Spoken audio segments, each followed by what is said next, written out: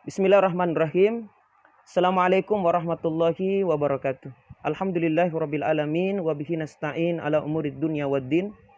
Asyhadu an la ilaha illallah wahdahu la syarikalah wa asyhadu anna Muhammadan abduhu wa rasuluh amma ba'd. Alhamdulillah, kembali kita memuji dan bersyukur kepada Allah Subhanahu wa taala di mana pada hari ini alhamdulillah kita bersama-sama masih diberikan kesehatan, kekuatan serta kesempatan oleh Allah Subhanahu wa taala untuk dapat bersuah dalam kajian yang cukup penting ini menyambut bulan suci Ramadan. Mudah-mudahan kebersamaan kita ini dapat diterima sebagai pahala di sisi Allah Subhanahu wa taala serta dapat memberikan kemudahan kebaikan bagi kita dalam kehidupan keseharian kita. Tanpa terasa, jamaah sekalian yang mulia, para akhwat fiddin rahimakumullah, kita akan memasuki bulan suci Ramadan di tahun 1441 Hijriah ini. Di mana setiap masuk bulan suci Ramadan, hati kaum muslimin itu sangat bergembira sekali menyambutnya. Kenapa demikian? Karena bulan Ramadan itu adalah merupakan bulan yang mulia, yang disebutkan di dalam hadis Rasulullah, "Qad ja'akum syahrul Ramadan syahrul mubarak." Telah datanglah kepada kalian bulan Ramadan, bulan yang penuh berkah. Jadi begitu banyak keberkahan yang kita dapatkan di dalam bulan suci Ramadan ini. Berkah maksudnya adalah ziyadatul khair, semakin bertambah kebaikan-kebaikan kita manakala kita berjumpa dengan bulan Ramadan, kemudian kita mengisi Ramadan itu dengan ibadah kepada Allah Subhanahu wa taala. Selain itu jamaah sekalian yang mulia, bulan Ramadan adalah merupakan bulan yang penuh dengan ampunan Allah Subhanahu wa taala. Di mana di bulan inilah dalam hadis Rasulullah menyebutkan, "Man shoma Ramadanan imanan wa ihtisaban, ghufira lahu ma taqaddama min dzambik." Barang siapa yang berpuasa di bulan Ramadan dengan iman dan hanya mengharapkan pahala di sisi Allah, maka Allah akan ampuni dosanya yang telah lampau. Demikian pula jamaah sekalian yang mulia, Ramadan ini adalah merupakan bulan di mana pahala yang kita dapatkan dari amalan yang kita tunaikan di dalamnya itu akan dilipat gandakan pahalanya. Dalam salah satu hadits qudsi Rasulullah menyebutkan bahwasanya kullu amal ibni adam lahu al-hasanah bi asyri amsalika ila sab'i mi'ah di'fin. Qala Allah Ta'ala illa siyam fa innahu li wa ana ajzi bihi. Dalam hadis ini disebutkan tiap amal anak cucu Adam itu adalah untuknya, dan setiap satu kebaikan yang dia lakukan Allah lipat gandakan pahalanya 10 sampai dengan 700 kali lipat. Allah Subhanahu wa taala berfirman, kecuali puasa. Puasa itu untukku kata Allah, dan aku sendiri yang akan mengganjarnya. Jadi luar biasa ibadah puasa yang kita laksanakan di bulan suci Ramadan. Di saat kita dapat berjumpa dengan bulan Ramadan, itu pahala kita yang tahu hanya Allah Subhanahu wa taala. Kalau amalan-amalan yang lain biasa disebutkan berapa besar pahalanya, tapi khusus untuk puasa di bulan Ramadan, itu hanya Allah yang mengetahui berapa besar pahala yang kita dapatkan. Kenapa demikian? Taraka syahwatahu wa ta'amahu wa syarabahu min ajal. Karena mereka telah meninggalkan syahwat, meninggalkan makan, meninggalkan minum semata-mata karenaku kata Allah. Bahkan di bulan Ramadan, ukhti fillah rahimakumullah, bulan Ramadan kita akan mendapatkan salah satu di antara dua kenikmatan. Kata Rasulullah, lisaim farhatan, untuk orang yang berpuasa ada dua kenikmatan yang dia dapatkan. Yang pertama adalah farhatun indal fitar, kenikmatan pada saat berbuka puasa, dan yang kedua adalah farhatun inda liqa'i rabbih, kenikmatan pada saat berjumpa dengan Allah Subhanahu wa taala. Dan masih banyak lagi jamaah sekalian yang mulia keutamaan Ramadan ini yang kenapa? Kalau ada yang bertanya kenapa umat Islam, orang-orang yang beriman sangat rindu untuk berjumpa dengan bulan Ramadan, karena begitu banyak keutamaan dan keistimewaan di dalamnya. Jamaah sekalian yang mulia, adapun insyaallah tadi sudah mungkin diterangkan oleh Ustadz Nur Ihsan.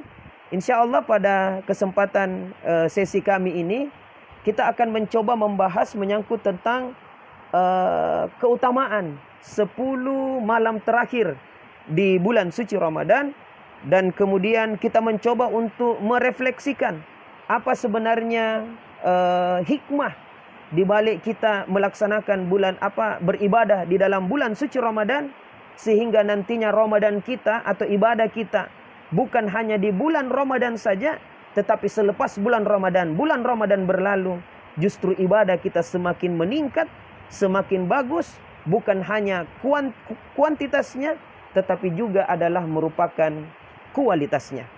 Jamaah sekalian yang mulia, di akhir-akhir Ramadan, terutama di 10 malam terakhir di bulan suci Ramadan, kalau kita melihat sosiologis daripada kaum muslimin yang ada di negara kita, justru semangat mereka beribadah di tahun-tahun yang lampau di bulan suci Ramadan itu melemah, terutama di 10 malam terakhir di bulan suci Ramadan.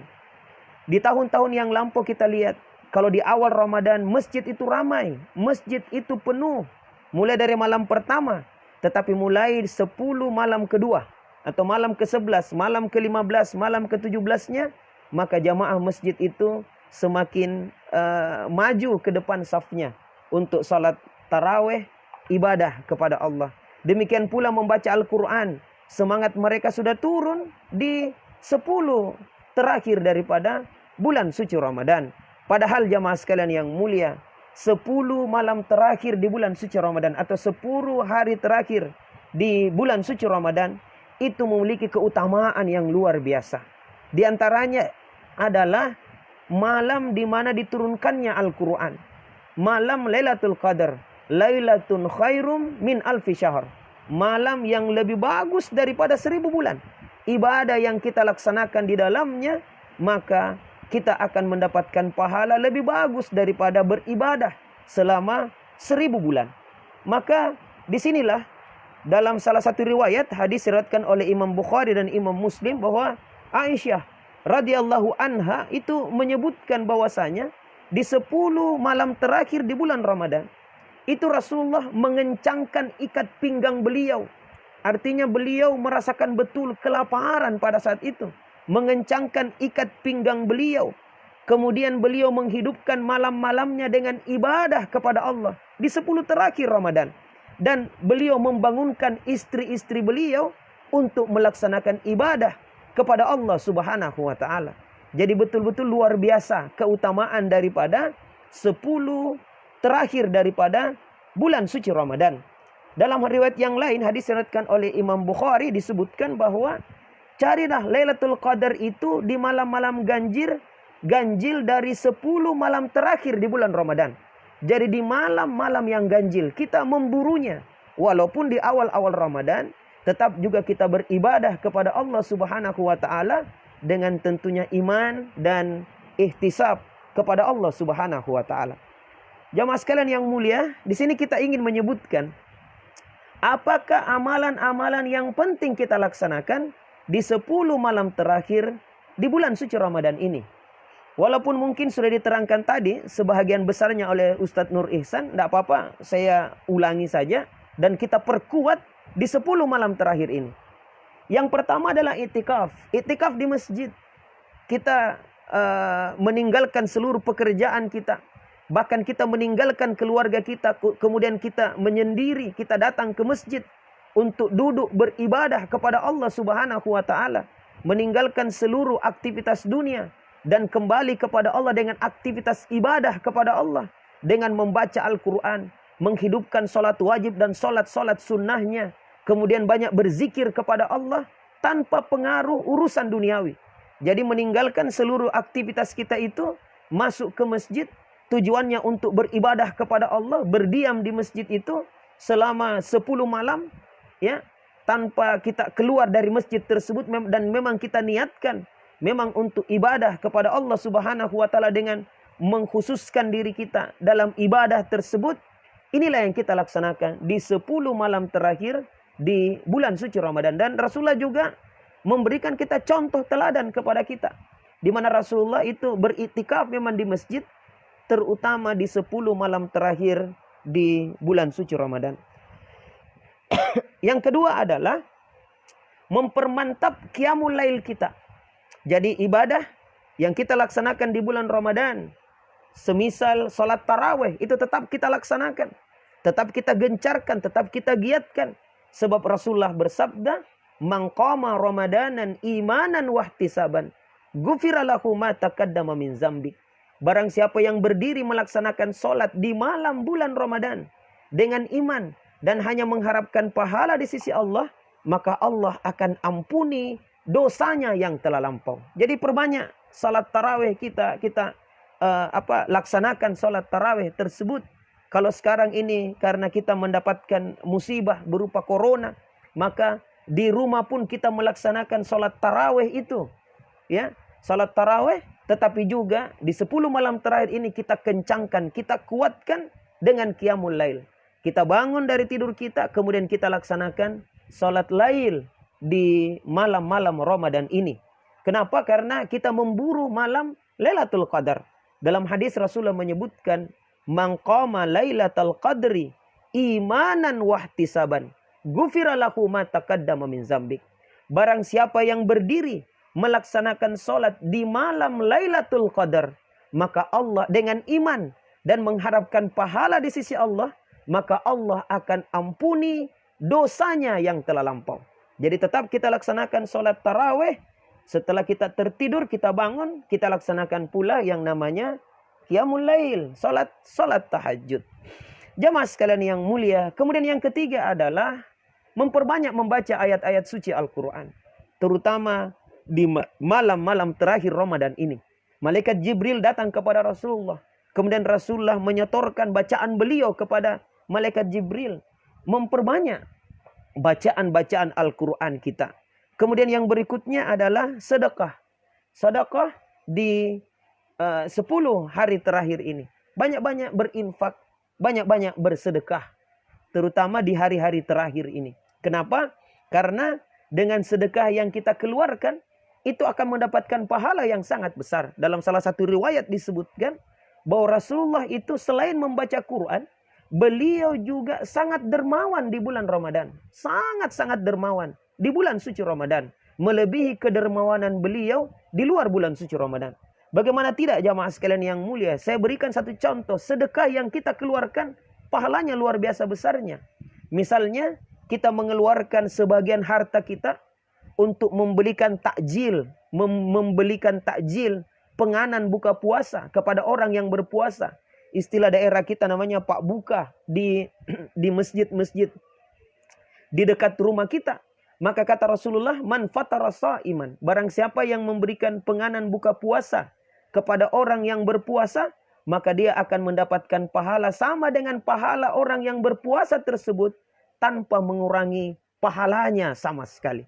Luar biasa jamaah sekalian yang mulia. Apalagi di era pandemi sekarang ini. Kesempatan kita untuk berinfak. Kesempatan kita untuk bersedekah. Apalagi kalau kita sedekahkan dalam bentuk makanan. Dalam bentuk minuman.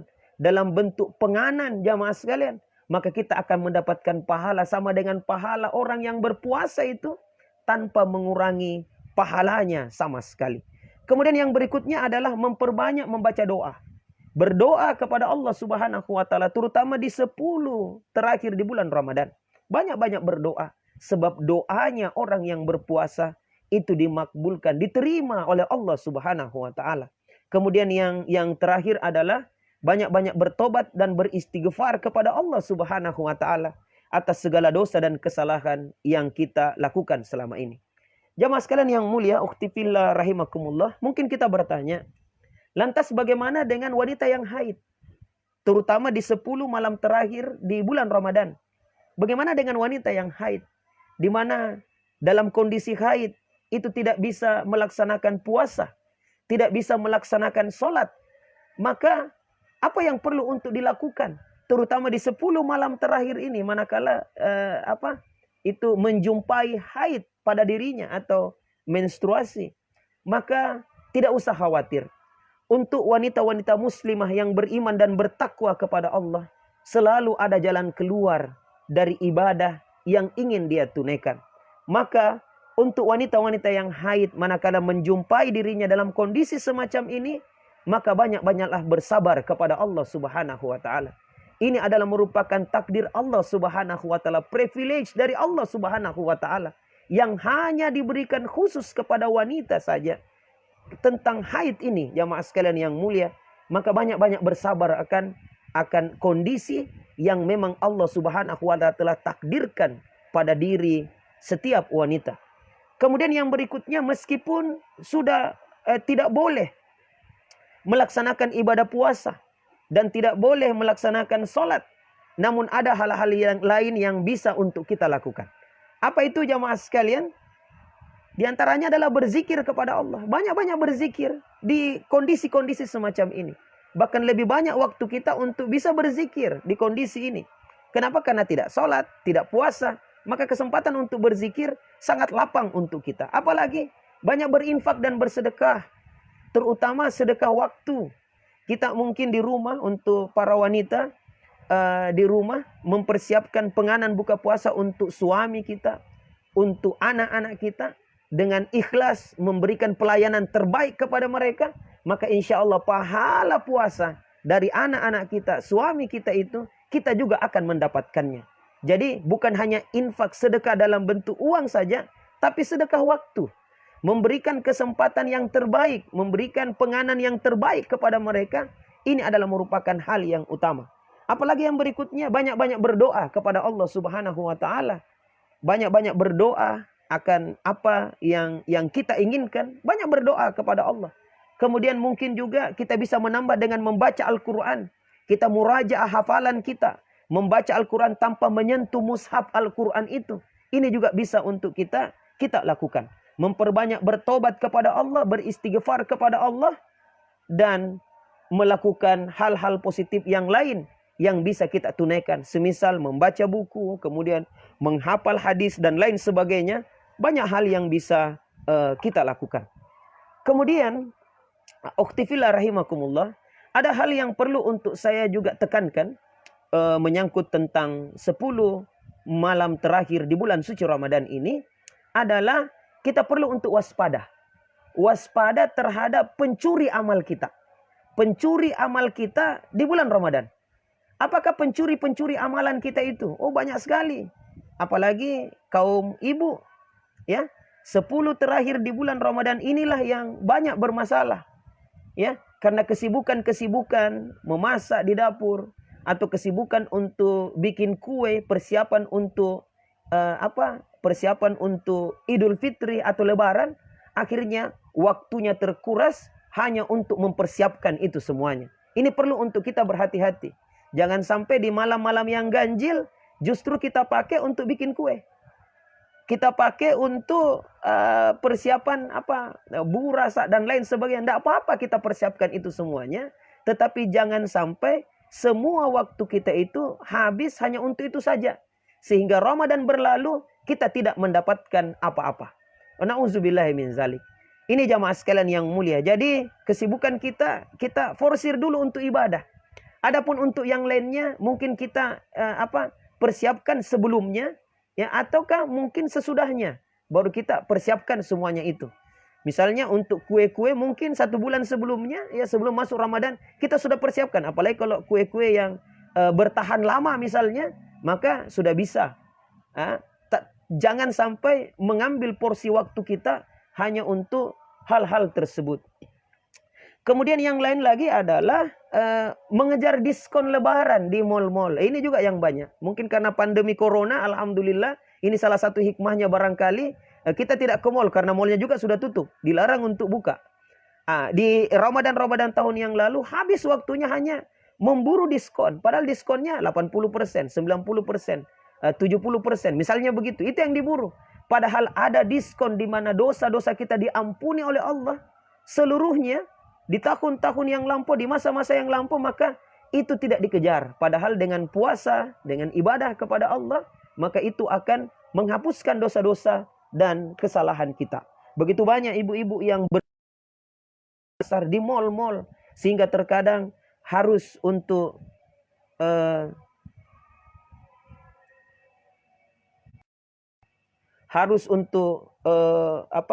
bahkan sampai kepada tidak berpuasa karena berdesak-desakan di pasar dan seterusnya. Ini yang yang mungkin menjadi masalah. Ini jamaah sekalian yang mulia, yang bisa kita sampaikan. Mungkin pada sesi berikutnya karena sudah masuk waktu sholat duhur, pada sesi berikutnya kita lanjutkan dengan tanya jawab. Tapi sebelumnya insya Allah saya akan lanjutkan dulu materi saya menyangkut tentang apa hikmah di balik ibadah kita di bulan suci Ramadan, sehingga ibadah kita ini bisa berkelanjutan. Walaupun bulan suci Ramadan berlalu, tetapi begitu banyak kebaikan-kebaikan yang bisa kita lanjutkan walaupun Ramadan itu sudah meninggalkan kita. Saya cukupkan dulu, kita sholat duhur dulu, kemudian kita lanjutkan setelah ibadah yang kita laksanakan. Assalamualaikum warahmatullahi wabarakatuh. Bismillahirrahmanirrahim. Assalamualaikum warahmatullahi wabarakatuh. Alhamdulillah wassalatu wassalamu ala Rasulillah wa ala alihi wa ashabihi ajmain, amma ba'd. Alhamdulillah, setelah kita melaksanakan sholat duhur,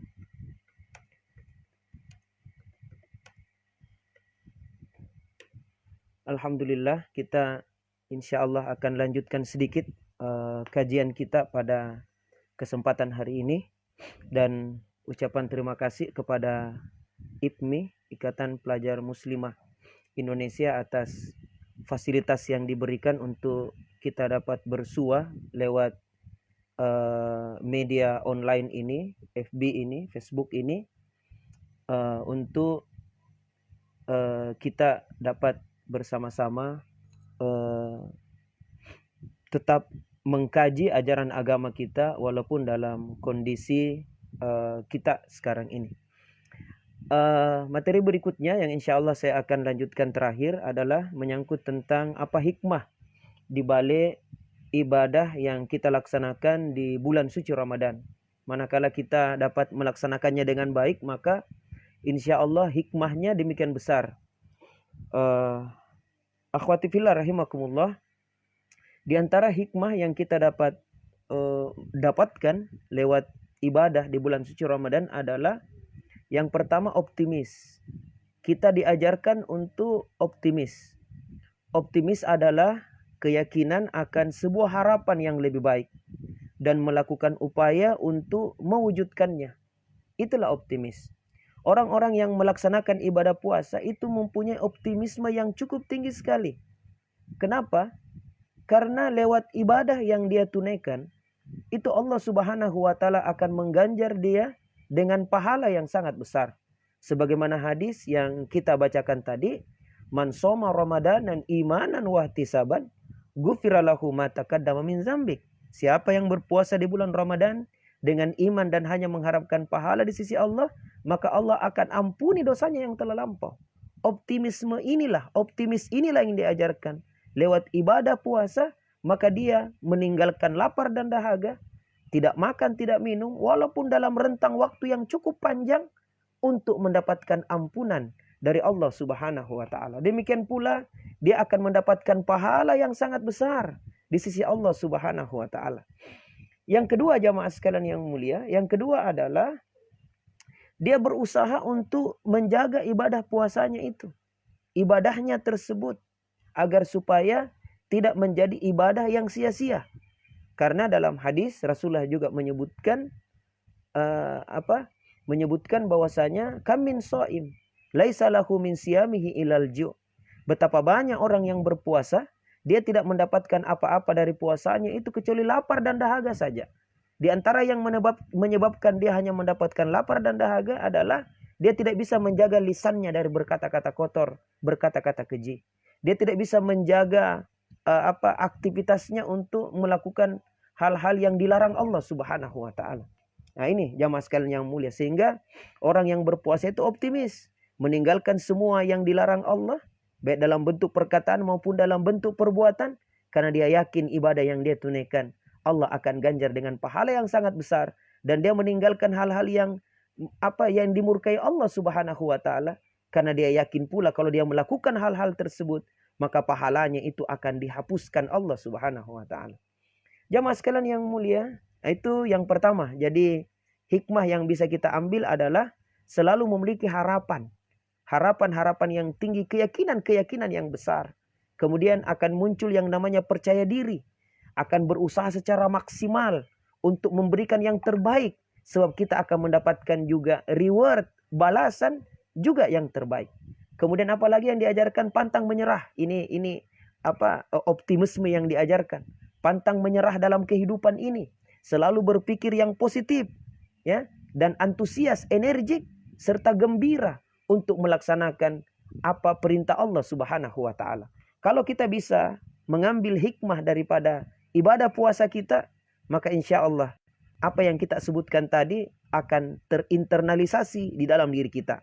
Ada yang namanya harapan, percaya diri, berusaha secara maksimal, pantang menyerah, berpikir yang positif, dan antusias, energi, gembira di dalam kehidupan kita. Yang kedua adalah, dan ini yang monumental yang diajarkan lewat ibadah puasa di bulan Ramadan adalah, kita diajarkan tentang kejujuran. Kejujuran. Ibadah puasa itu sangat-sangat mementingkan yang namanya kejujuran. Ibadah puasa ini cukup istimewa dibandingkan dengan ibadah-ibadah yang lain. Kalau ibadah yang lain mungkin bisa dilihat oleh manusia, tetapi yang namanya ibadah puasa, yang tahu bahwa kita puasa atau tidak, hanya kita dengan Allah Subhanahu wa taala. Sebab inilah sehingga pahala orang yang berpuasa itu hanya Allah Subhanahu wa taala yang mengetahuinya. Boleh jadi kita bisa membohongi orang lain. Ya, pada saat kita berpuasa kita bisa membohongi orang lain, tetapi kita tidak bisa membohongi Allah Subhanahu wa taala. Sehingga orang-orang yang berpuasa hanya Allah Subhanahu wa taala yang tahu berapa besar pahala yang mereka dapatkan, karena mereka meninggalkan syahwat, meninggalkan makan, meninggalkan minum semata-mata karenaku, kata Allah. Jamaah sekalian yang mulia, itu yang kedua, diajarkan kita tentang kejujuran. Dan kejujuran yang diajarkan kita ini selama 30 hari 1 bulan. Mungkin ada kesempatan kita makan dan minum, atau kita masuk ke dalam kamar, kunci pintu, kunci jendela, kemudian kita makan dan minum di situ. Kemudian setelah itu kita keluar pura-pura loyo, pura-pura kayak orang berpuasa. Lewat orang tua kita, hebatnya puasa anak saya. Mungkin dalam hati kita mengatakan, apa yang namanya puasa? Sudah 2 piring tadi masuk. Tapi kenapa kita tidak mau melakukan semuanya itu? Karena kita yakin ada Allah yang melihat apa yang kita lakukan, apa yang kita kerjakan. Kalau ini berhasil jamaah sekalian, maka di luar bulan suci Ramadan, kita akan menjadi pribadi-pribadi yang jujur. Saya berikan contoh, adik-adik yang masih sekolah atau yang kuliah. Saya berikan contoh, pada saat ujian semester atau ujian tengah semester, maka dibagi lembar soal lembar jawaban. Mungkin kita suruh pengawas keluar. Keluar saja Pak. Tidak usah kami diawasi. Mungkin pengawasnya akan bertanya, kenapa tidak diawasi? Kita mungkin bisa menjawab bahwasanya jangankan menyontek, untuk makan dan minum saja kami tidak mau lakukan Pak di bulan Ramadan. Karena ada Allah yang melihat, apalagi cuma nyontek. Tidak akan mungkin, karena ada Allah yang melihat apa yang kami lakukan, apa yang kami kerjakan. Tapi yang terjadi kemudian adalah justru kebalikannya jamaah sekalian yang mulia. Makanya puasa ini mengajarkan kita tentang kejujuran tersebut. Kemudian yang berikutnya, puasa juga mengajarkan kita untuk sabar. Sabar di dalam berpuasa. Menahan lapar dan dahaga, menahan hawa nafsu kita. Kita bersabar akan itu semuanya. Pelajaran yang lain lagi adalah mempunyai tujuan yang jelas di dalam hidup ini. Tujuan puasa adalah la'allakum tattaqun, menjadi pribadi-pribadi yang bertakwa.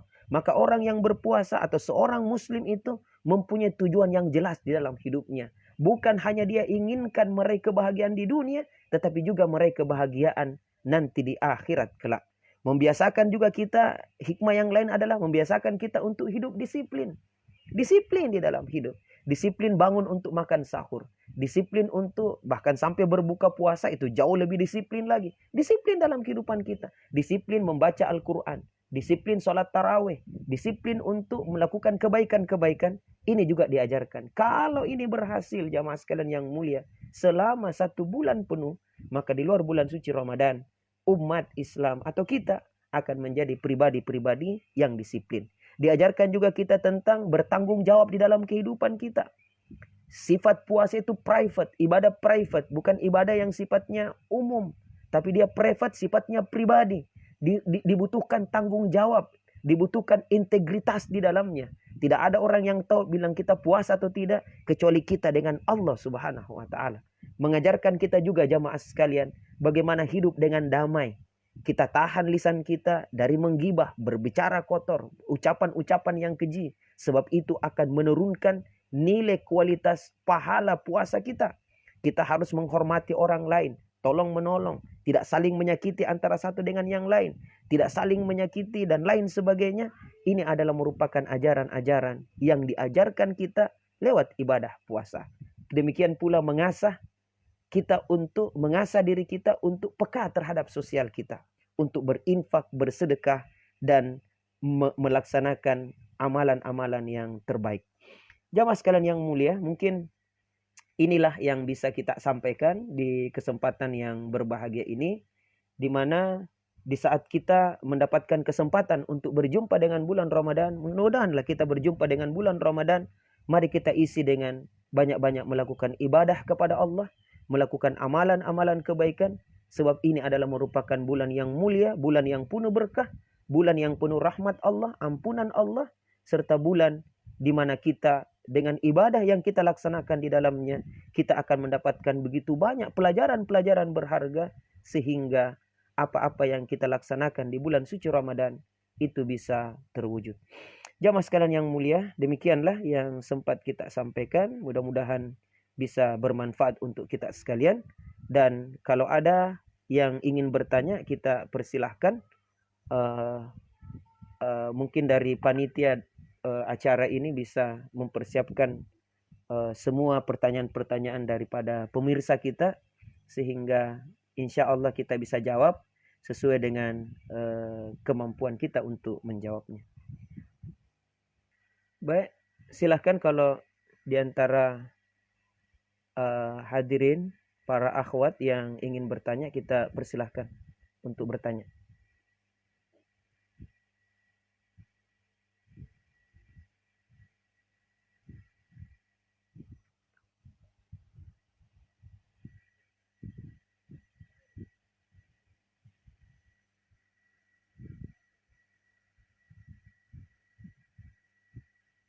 Ya, ini ada pertanyaan dari Irin ya. Irin.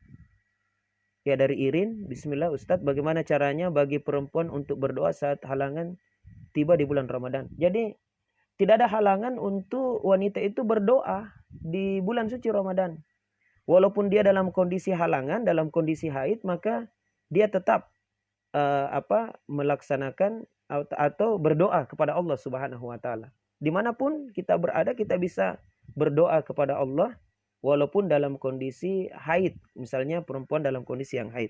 Sebab wanita yang haid itu yang dilarang adalah berpuasa, kemudian melaksanakan ibadah sholat. Itu yang dilarang untuk dia melaksanakan melakukan itu.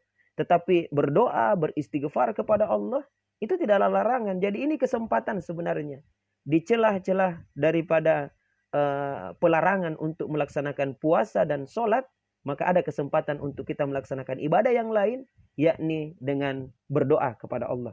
Dalam Al-Quran juga banyak disebutkan tentang perintah untuk berdoa. Ya, bahkan doa itu adalah merupakan ibadah. Ad-du'a huwal ibadah.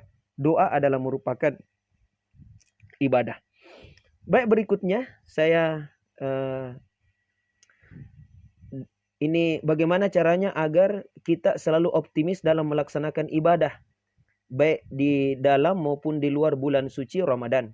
Jadi begini, ibadah puasa itu mengajarkan kepada kita untuk optimis. Untuk optimis di dalam hidup. Ya, untuk optimis. Contohnya, kita meninggalkan lapar dan dahaga mulai dari terbit fajar sampai dengan terbenam matahari. Lapar, haus kita. Tapi kenapa kita tetap melakukan itu? Karena kita optimis. Di ujung daripada puasa kita, ada waktunya untuk berbuka puasa. Di ujung daripada susahnya, payahnya kita, ada waktunya untuk berbuka puasa. Makanya Rasulullah menyebutkan, liso'im farhatan. Farhatun indal fitr, wa farhatun indal liqa'i rabbi. Untuk orang-orang yang berpuasa ada dua kenikmatan yang dia dapatkan.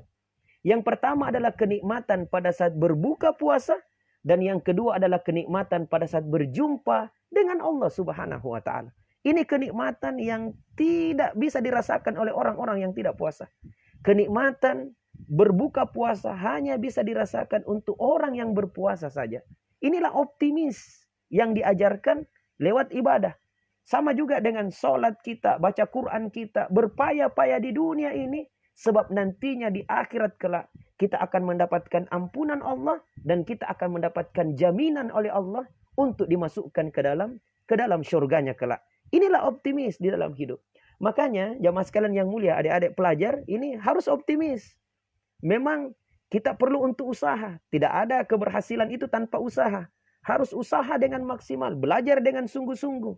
Karena di ujung daripada usaha kita itu ada waktunya untuk berbuka puasa. Ada waktunya untuk kita merasakan nikmatnya pengorbanan kita itu. Itu akan dibayar dengan cash langsung. Ya, jadi orang-orang yang berpaya-paya di masa mudanya, maka dia akan berleha-leha di masa tuanya. Orang-orang yang bermain-main di masa mudanya, tidak berusaha di masa mudanya, hanya sekedar untuk menghabis-habiskan waktu saja dengan gosip, dengan nonton hal-hal yang mungkin tidak bermanfaat, maka dia juga bisa merasakan bagaimana deritanya nantinya di saat waktu untuk dia harusnya istirahat, dia dipaksa untuk bekerja pada saat itu. Inilah ajaran puasa. Kita diajarkan untuk optimis. Siapa yang berusaha, dia yang dapat. Manjadda wajadah. Dan kenikmatan itu hanya dirasakan untuk orang yang berproses. Untuk orang yang tidak mau berproses, dia tidak mendapatkan apa-apa. Baik ya, ini saya lanjutkan lagi. Konita Putri, ya, ada pertanyaannya. Adakah doa khusus yang dibaca ketika menyambut malam Lailatul Qadar? Mohon penjelasannya. Jadi di malam, bukan hanya malam Lailatul Qadar, di malam-malam Ramadan itu kita diperintahkan untuk banyak berdoa kepada Allah. Ya, banyak berdoa kepada Allah Subhanahu wa taala di malam-malam Ramadan itu. Kalaupun ada yang dikhususkan, ini para ulama juga banyak menyebutkan untuk di 10 malam terakhir kita juga banyak berdoa kepada Allah Subhanahu wa taala. Bagaimana jika kita membaca Al-Quran tapi belum tahu tajwidnya? Jadi begini, untuk orang yang membaca Al-Quran ya dengan fasih sesuai dengan ilmu tajwid, maka dia derajatnya itu akan sangat tinggi sekali, sangat mulia sekali. Tetapi untuk yang terbata-bata, mengaji terbata-bata, baik tajwidnya mungkin tidak bagus, makhrajnya mungkin dan lain sebagainya, maka dia akan mendapatkan 2 pahala.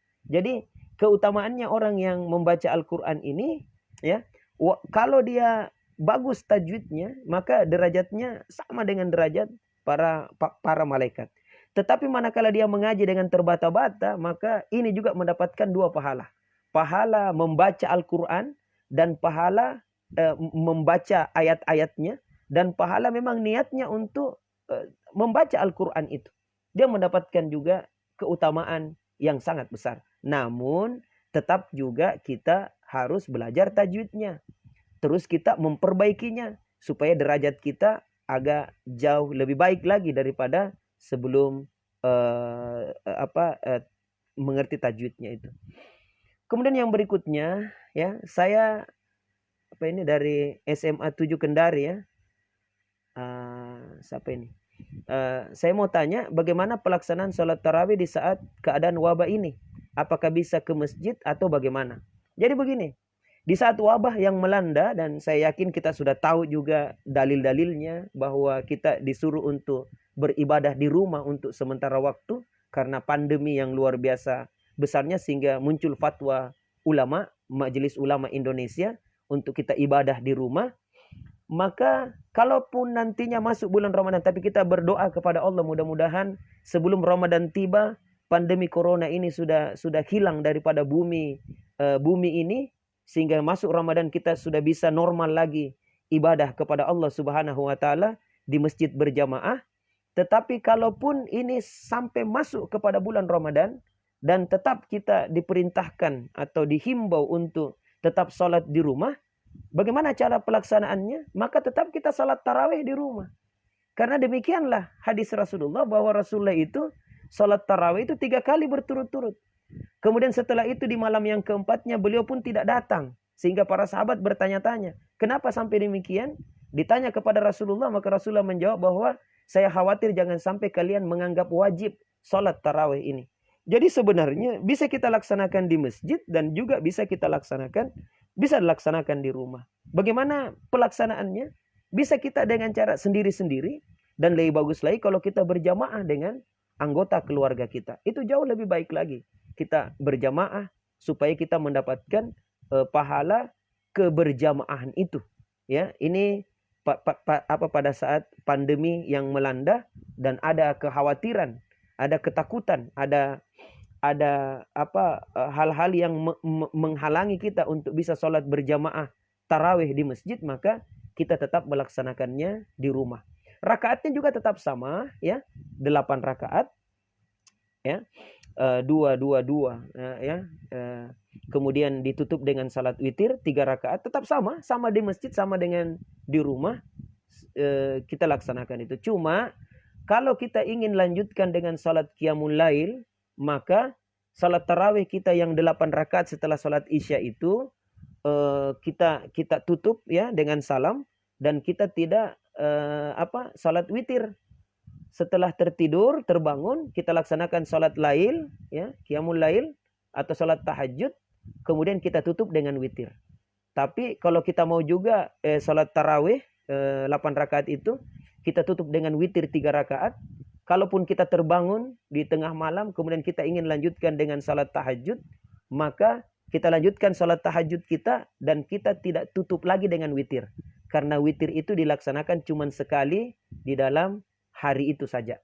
Jadi kalau kita laksanakan salat witir setelah salat tarawih, maka pada salat tahajud kita tidak tutup lagi dengan witir.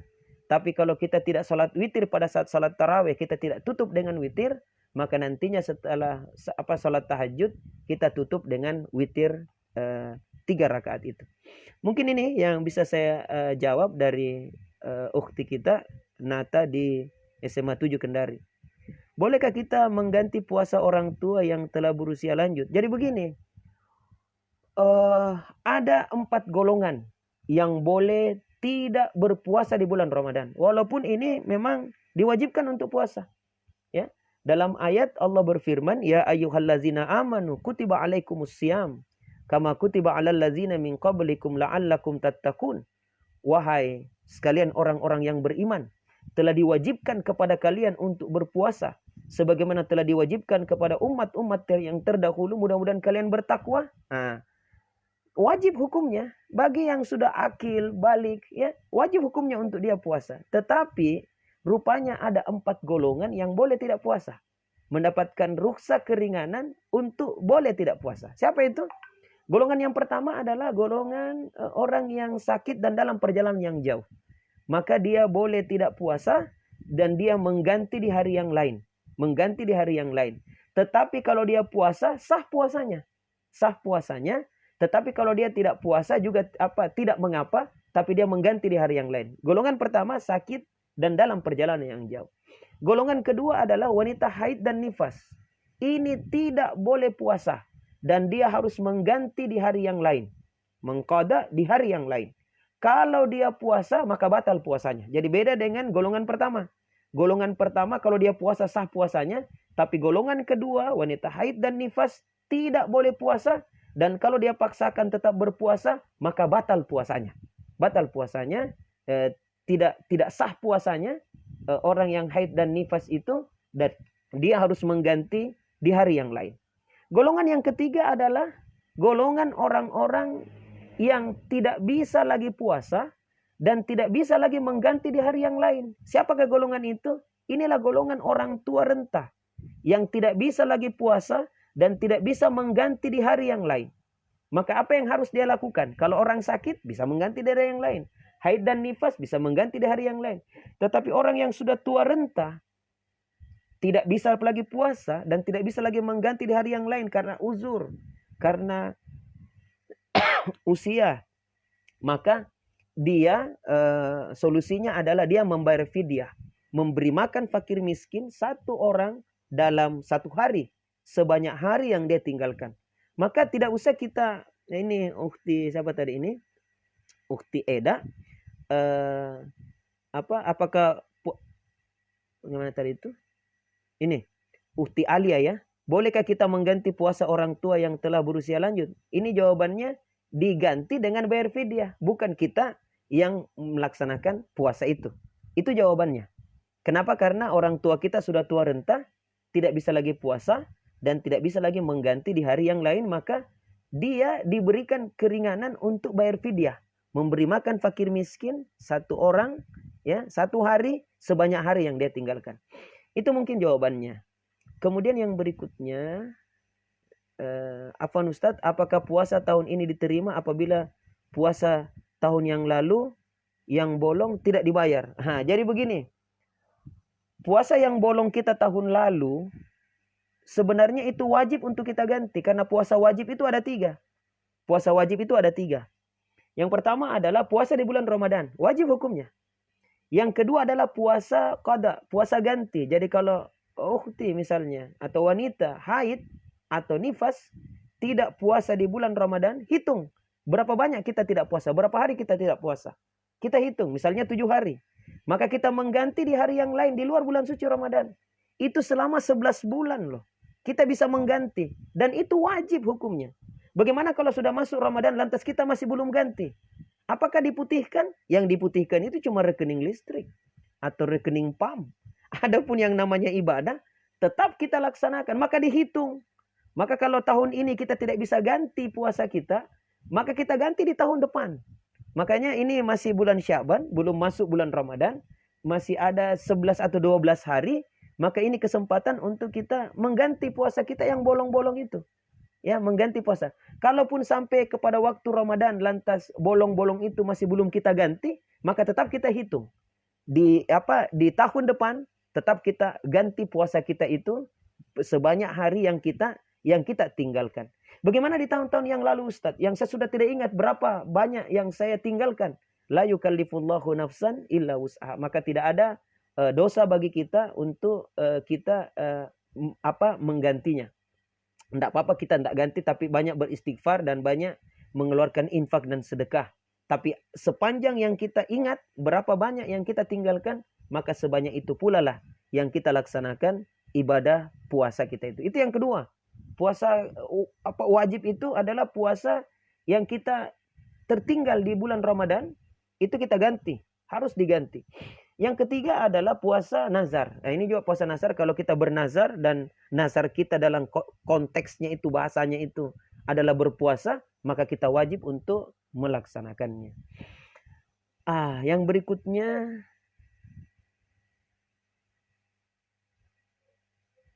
Nur Hidayati, ya. Bagaimana caranya iktikaf dalam keadaan seperti saat ini? Karena setahu saya itikaf ini dilaksanakan di masjid. Nah, adapun itikaf ini dilaksanakan di masjid, memang dilaksanakan di masjid. Tapi dalam kondisi seperti ini, maka kita nanti menunggulah fatwa daripada majelis ulama kita bagaimana tentang kondisi ini.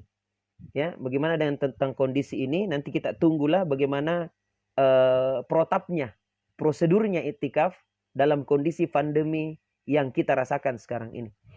Kemudian yang berikutnya,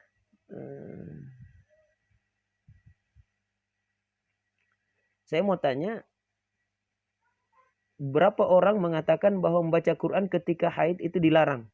Sebagian lagi mengatakan boleh Ustaz. Lalu kita ketika kita haid di bulan Ramadan, sedang kita dalam keadaan ingin berusaha mengkhatam Al-Quran dan juga dalam tahap hifzul Quran, bagaimana ini Ustaz? Apa sebenarnya dalil terkuat? Jadi begini, kalau kita dalam keadaan haid itu boleh saja membaca Al-Quran. Yang dilarang adalah kita menyentuh Al-Quran itu. Menyentuh mushaf Al-Quran itu. Jadi kalau kita dengarkan murattal, kemudian kita ikuti juga murattal tersebut, ya, maka itu tidak dilarang. Atau kita murajaah hafalan-hafalan kita lewat murattal yang pakai headset itu, yang pakai audio itu, maka itu juga tidak dilarang. Yang dilarang adalah pada saat kita haid, kita menyentuh mushaf Al-Quran itu. Ini walau alam bisawab, mungkin kita bisa bertanya lagi dengan ustadz yang lain barangkali, tapi sepanjang pengetahuan saya seperti itulah yang dimaksud itu. Mungkin itu. Kalau ada lagi kah? Ya ini bagus ini pertanyaan dari Nur Aulia. Kira-kira ada tips agar khatam saat bulan Ramadan lebih mudah? Nah ini. Jadi untuk khatam di dalam bulan Ramadan agar supaya jauh lebih mudah ada tipsnya. Tips yang pertama adalah harus punya tekad yang kuat. Punya tekad yang kuat. Makanya sebelum masuk Ramadan, salah satu di antara tekad yang kuat adalah tekad untuk menghatamkan Quran. Makanya kita buatkan planning. Di bulan Sya'ban, akhir bulan Sya'ban ini, kita buat planning.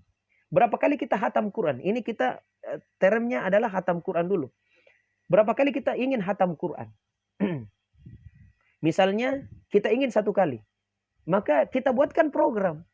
Jadi hatam Quran itu bukan hanya di pikiran saja. Bukan hanya sekedar planning saja. Tapi kita harus action. Harus kita kejawantahkan. Harus kita amalkan. Maka kita mencoba untuk mengatur waktu kita. Jadi tekad yang kuat dulu untuk hatam. Kemudian ada strateginya. Ini yang kedua strategi. Kalau kita ingin hatam Quran 1 kali, maka kita atur waktu kita. Dalam bulan Ramadan di hari yang pertama, sholat itu kan 5 waktu. Maka sesudah sholat subuh kita baca 2 lembar. Karena 1 juz itu 10 lembar. 2 lembar. Sudah salat duhur 2 lembar. Ini sudah salat saja 5 waktu. Berarti 2 kali 5 sama dengan 10 lembar. Atau 20 halaman. Berarti 1 hari kita bisa menghatam Quran. Atau kita membaca Quran 1 juz. Kita hatam selesai 1 juz. Jadi one day one juz. Ya, one day one juz. Kemudian kalau kita 1 juz 1 hari berarti 30 hari berarti 30 juz. Hatam Quran sekali di bulan Ramadan. Kalau kita ingin 2 kali gampang aja. Kita batasannya adalah sholat. Jadi kalau kita mau hatam 2 kali maka harus 4 lembar kita baca. Misalnya 4 lembar setiap sholat. Jadi subuh 2 lembar, 4 lembar. 2 sebelum sholat subuh, 2 setelah sholat subuh. 4 lembar sudah itu. Duhur juga demikian asar. Jadi 4 kali 5, 20 lembar. Sama dengan 2 juz. Kalau kita ingin hatam 3 kali, juga demikian. 6 saja. Jadi, dan kita konsisten. Yang ketiga adalah konsisten. Konsisten dengan program kita. Apapun yang terjadi, tetap kita selesaikan. Walaupun ada yang mendesak apa semuanya, tetap kita selesaikan di hari-hari Ramadan itu. Jadi tekad yang kuat, kemudian laksanakan itu dengan dengan planning yang bagus, dengan strategi yang bagus. Saya kasih tipsnya tadi, beberapa tadi tipsnya itu. Kemudian yang ketiga adalah istiqomah. Ini yang paling penting. Jangan kita kena penyakit ata. Ata itu sama dengan angat-angat tai ayam. Itu paling banyak itu. Di awal Ramadan, semangat sekali. 7 juz. Selesai 1 hari, 1 malam. Kemudian malam kedua hari kedua karena dia sudah kelelahan, turun dia menjadi tinggal 3 juz. Hari ketiga tinggal 1 juz. Hari keempat insya Allah lanjut tahun depan. Ini yang banyak terjadi. Jadi pelan-pelan saja. Pelan-pelan kita 1 juz 1 hari, 1 juz 1 hari. Kalau mampu untuk kita tingkatkan lagi 2 juz. Kalau kita mampu lagi 3 juz. Kita planningkan begitu pelan-pelan insya Allah. Ramadan berlalu, khatam Quran kita juga insya Allah akan tercapai. Ini lagi ya. Bagaimana agar wanita yang sedang haid tetap bisa mendapatkan keutamaan malam Lailatul Qadar. Sedangkan tidak bisa untuk sholat malam. Jadi begini. Kalau kita ingin mendapatkan keutamaan malam Lailatul Qadar, ya karena kita tidak bisa sholat malam, tapi kita juga menginginkan untuk mendapatkan keutamaannya, ya kita bangun saja di malam-malam 10 terakhir di malam Ramadan dengan banyak berzikir, banyak berdoa, banyak memurajaah bacaan Al-Quran kita. Itu yang kita lakukan. Bahkan banyak berzikir kepada Allah, baca subhanallah, alhamdulillah, dan zikir-zikir yang lain yang memang disyariatkan, yang memang diajarkan oleh Rasulullah, itu yang banyak kita baca. Maka itu insya Allah akan menjadi pengganti daripada ibadah yang kita tidak tunaikan, yakni ibadah sholat. Dan pada saat kita membacakan zikir itu, dan memang betul malam itu adalah merupakan malam Lailatul Qadar, maka kita akan mendapatkan pahala itu lebih mulia daripada 1000 bulan. Ini yang kita lakukan.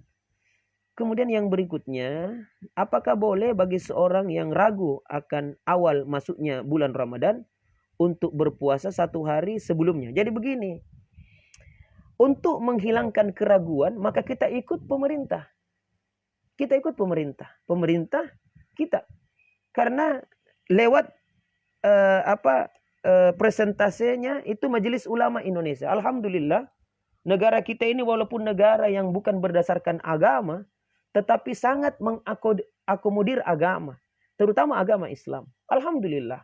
Di mana di setiap awal Ramadan itu ada yang namanya berkumpul para ulama kita yang disatukan oleh Majelis Ulama Indonesia, berkumpul ormas-ormas untuk menyatukan bagaimana penetapan satu Ramadan itu. Ada yang ru'yatul hilal, ada yang hisab misalnya, disatukan itu, dan yang ru'yah langsung melihat hilal itu, yang hisab juga sudah menghitung-hitungnya, dan disidang isbatkan, dan ditetapkan pada saat itu. Pada saat itu ditetapkan apakah besok kita puasa, ataukah besok kita belum puasa tetapi kita akan puasa di hari berikutnya.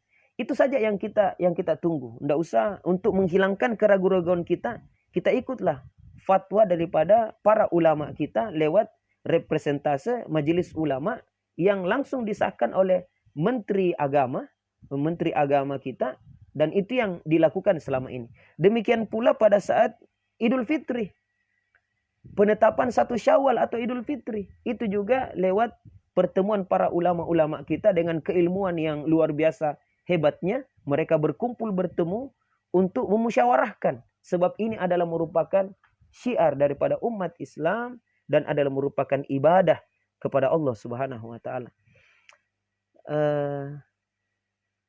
Saya pikir itu ya yang sempat kita sampaikan. Alhamdulillah, saya rasa ini termasuk kajian yang antusias para pendengarnya.